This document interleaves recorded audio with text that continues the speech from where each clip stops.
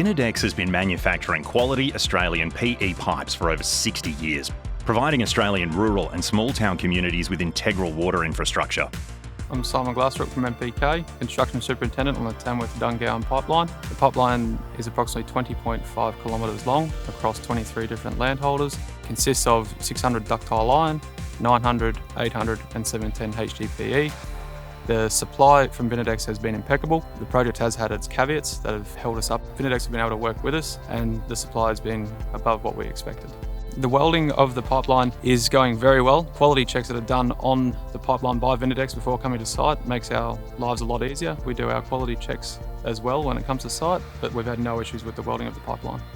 Our focus is not just on the quality of our pipe systems, but also the relationships we have with our customers, ensuring we provide the right solutions, technical expertise, and advice alongside our customers' piping project needs.